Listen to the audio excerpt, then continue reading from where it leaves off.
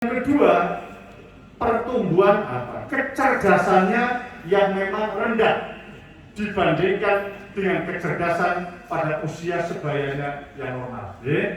Kecerdasannya rendah, jadi tingkat kecerdasan balita ini pada saat masuk sekolah rendah. Kalau diukur IQ-nya itu rendah. Menurut teori bos sekalian, ini 15 sampai 10 poin atau 10 sampai 15 poin di bawah IQ normal.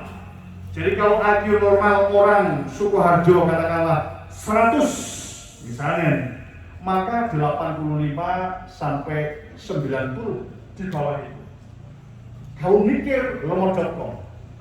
Bapak sekalian, sebagai informasi, orang Indonesia, ini laporan dunia nih, orang Indonesia saat ini menurut laporan, tapi saya nggak percaya, tapi ini saya sampaikan, ternyata tingkat kecerdasan orang Indonesia itu rata-ratanya kalau diukur 78,49 poin.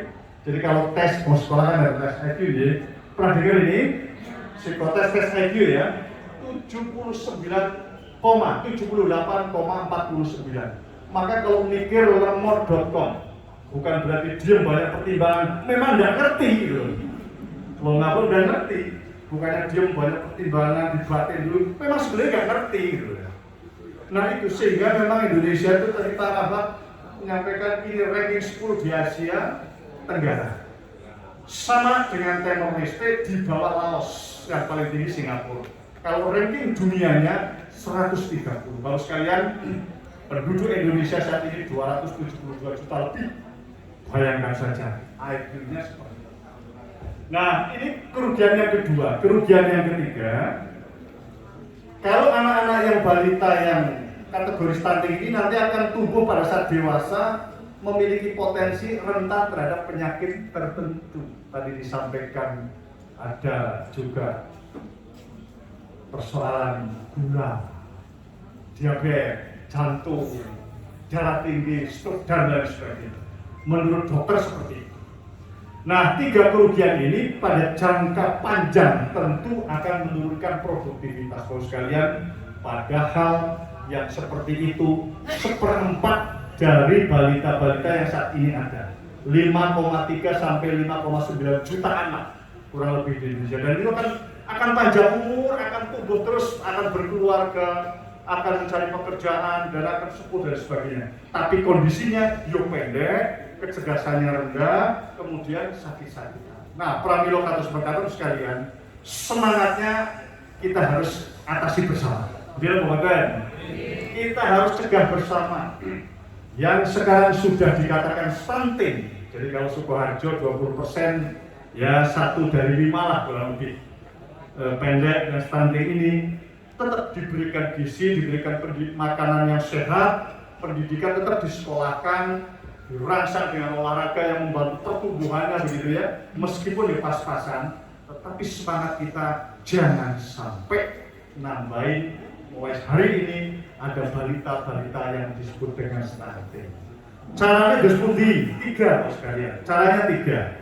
Yang pertama bos sekalian, ini tolong disebarluaskan kepada masyarakat. Yang pertama caranya untuk mencegah jangan sampai balita ke depan stunting. Bagi yang hamil pastikan betul diperiksakan oleh tenaga kesehatan agar bisa diketahui apakah normal, tidak normal, sehat atau tidak sehat.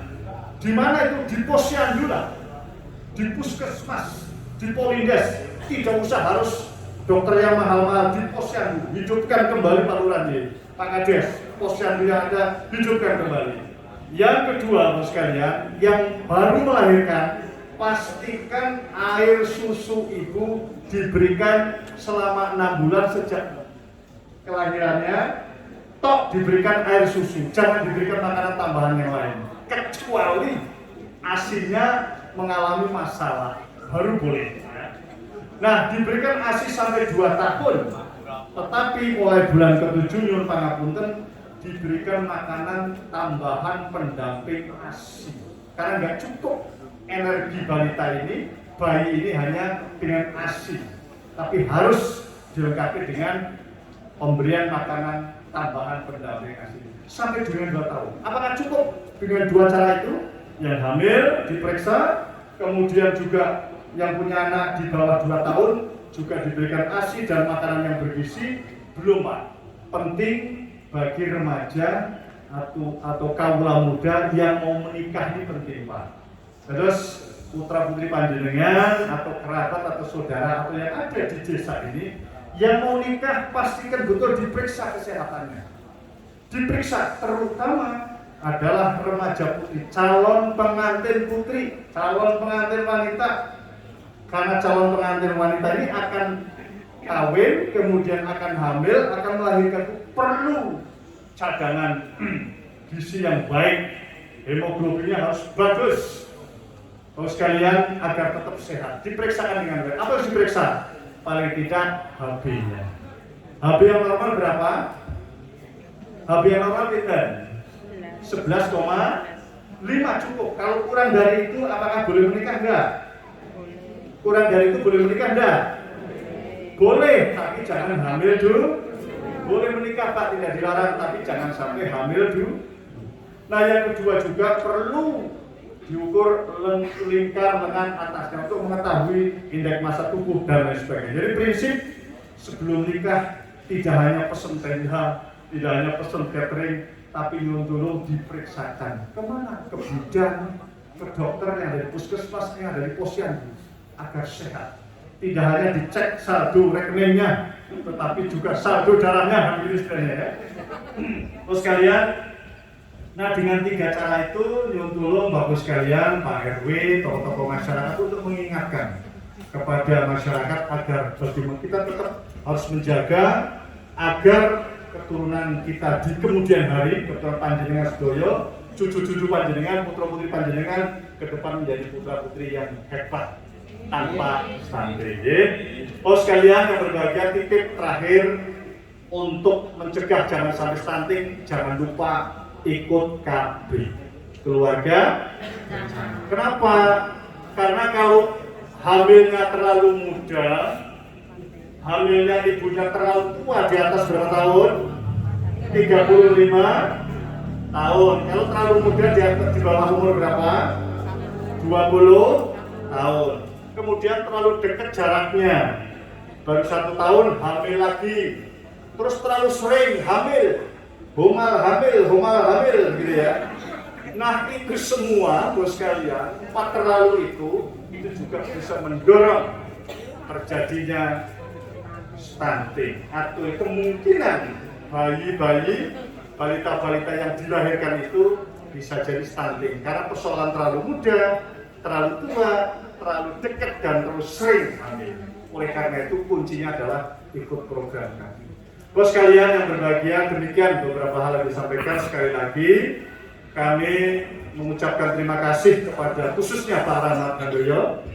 Doa kita semua dan kami dukung penuh Pak Rahmat Handoyo untuk mengemban amanah masyarakat dan keluarga di Sukoharjo untuk terus menjadi keluarga-keluarga. Tolong dibantu agar keluarga-keluarga yang di Sukoharjo menjadi keluarga-keluarga yang bahagia sejahtera, dan menjadi kewajiban kita semua untuk mendukung beliau dan semuanya tokoh-tokoh masyarakat.